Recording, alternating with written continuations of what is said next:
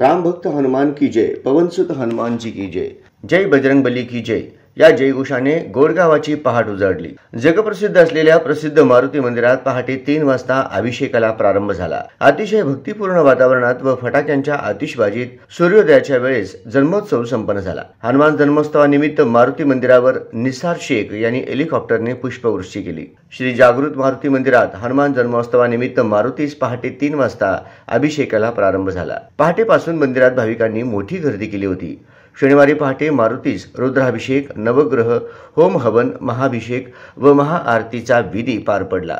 यावेळी हजारो भाविक भक्तांनी या पूजेचा लाभ घेतला। जन्मोत्सवानिमित्त जागृत मारुती मंदिरात भक्तांनी सकाळी 6 वाजता मारुतीचा जन्मोत्सव पाळणा कार्यक्रम घेऊन साजरा करण्यात आला। सकाळी 8 वाजता मानाची पालखी मिरवणूक विविध वाद्यवृंदांसह पार पडली। यावेळी श्रींच्या दर्शनासाठी भक्तांच्या लांबच्या लांब रांगा लागल्या होत्या। घामाच्या धारा अंगावर झेलत भक्तांनी शांततेत दर्शन घेत होते। सकाळी 9 वाजता हेलिकॉप्टरने मंदिरावर प्रदक्षिणा घालून गुलाब पुष्पवृष्टी करण्यात आली। यावेळी राज्यभरातून आलेल्या लाखो भाविकांनी शांततेत श्रींचे दर्शन घेतले। हजारो भक्तांनी हनुमान चालीसा मंत्रपठण करून मंदिर परिसरात भक्तीचा माहोल निर्माण केला। अन्नछत्र मंडळात निसार शेख, नागनाथ दुस्सा, योगेश कोनापुरे, सचिन सूर्यवंशी, गजानन पवार, दिनेश अग्रवाल यांच्या वतीनं महाप्रसादाची सोय करण्यात आली होती। हजारो भाविकांनी या महाप्रसादाचा लाभ घेऊन तृप्त झाले। सकाळपासून सुरू झालेली भाविकांची गर्दी रात्रीपर्यंत कायम होती। यावेळी अक्कलकोट दक्षिण पोलीस ठाणे पोलीस निरीक्षक महेश स्वामी यांच्या नेतृत्वाखाली चोख पोलीस बंदोबस्त ठेवण्यात आला होता। तसेच सोलापूर ब्लड बँक यांच्याकडून रक्तदान शिबिराचे आयोजन करण्यात आले होते। यावेळी 60 जणांनी रक्तदान केले।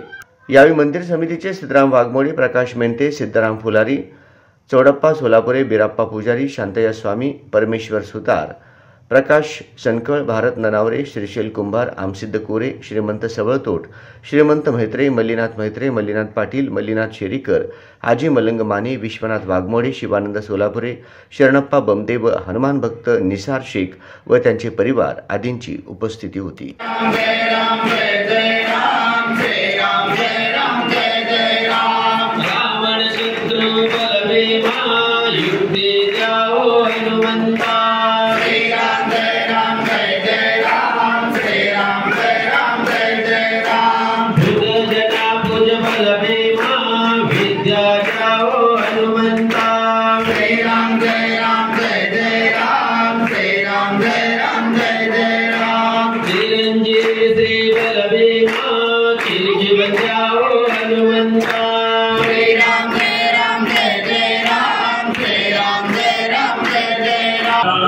मी सिद्धाराम नागेशी फुलारी, जागृत मारुती मंदिरचे पुजारी। तर प्रथम मी सर्व भक्तांचे इथं मी मनापासून त्यांचं स्वागत करतोय। सालाबादाप्रमाणे यंदा ह्या वर्षी सकाळी पहाटे 3:30 वाजता धार्मिक कार्यक्रम सुरू झाले, ज्याच्यामध्ये होम हवन आहे, श्रीचे रुद्रावतार, गजलक्ष्मी पूजा हा सगळे विधी पार पडले आणि 6:25 मारुती जन्मोत्सवाचे पाळण्याचे कार्यक्रम झाले आणि त्याच्यानंतर 9 वाजता पालखीचे एक भव्य मिरवणूक सादर झाली आणि त्याच्यानंतर 10-10:15 वाजता हेलिकॉप्टरने आपल्या जागृत मारुती मंदिरावरती पुष्पवृष्टी करण्यात आलेली आहे। आणि दुसरी गोष्ट सांगायचं म्हणजे त्या कमिटीतर्फे जे लोक भाविक आहेत त्यांच्यासाठी वाहनतळाची पण सोय केलेली आहेत, शिवाय त्यांना राहण्याची आणि महाप्रसादाची सोय करण्यात आली आहे। थँक्यू, धन्यवाद।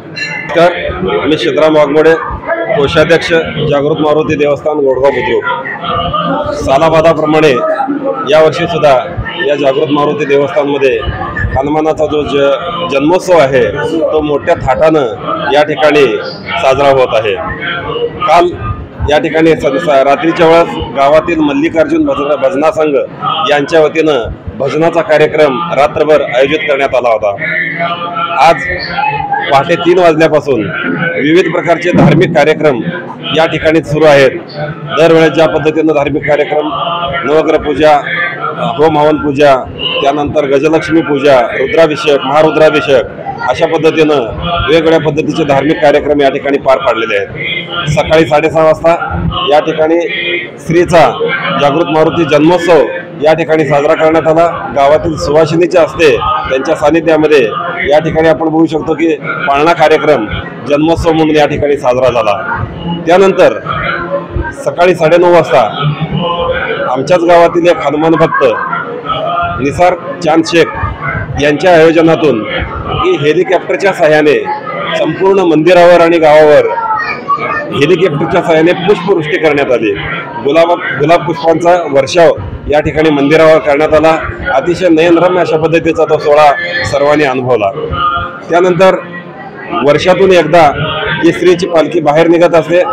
तशा पद्धतीनं आज श्रीची पालखी जी आहे, मानाची पालखी, ती आज 8:30 वाजता बाहेर पडली आणि या संपूर्ण गावाला विविध वाद्यवृत्तासह की त्याची प्रदक्षिणा झाली। अत्यंत धार्मिक वातावरणामध्ये या पालखीचं या ठिकाणी गावातून स्वागत झालं आणि दरवर्षी एकदाच ही पालखी बाहेर येत असते। त्यानंतर दिवसभर महाप्रसादाचं जो आयोजन आहे ते आयोजन या ठिकाणी केलेलं आहे।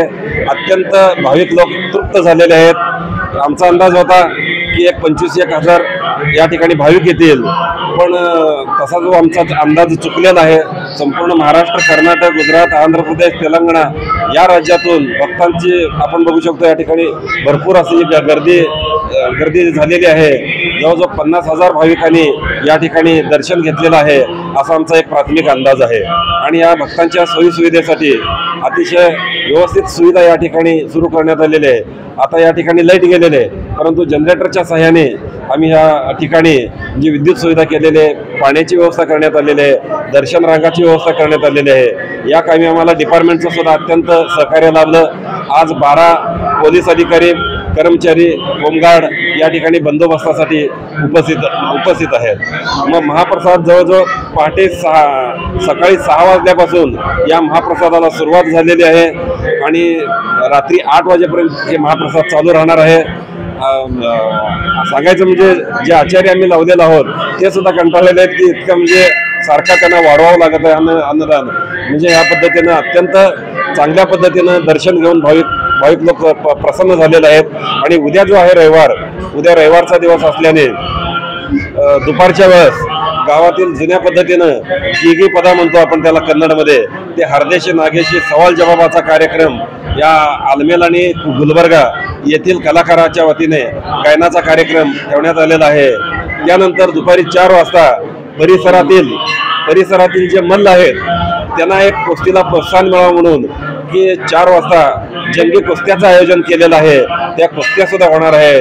आणि उद्या रात्री 8 वाजता एक विशेष कार्यक्रम म्हणजे की शोभेचं दारूकाम या ठिकाणी केलं जाणार आहे। म्हणजे विद्युत रोषणाई मध्य कार्यक्रम, नयनरम्य अशा पद्धतीचा विद्युत रोषणाईचा कार्यक्रम, शोभेचं दारूकाम या ठिकाणी होणार आहे।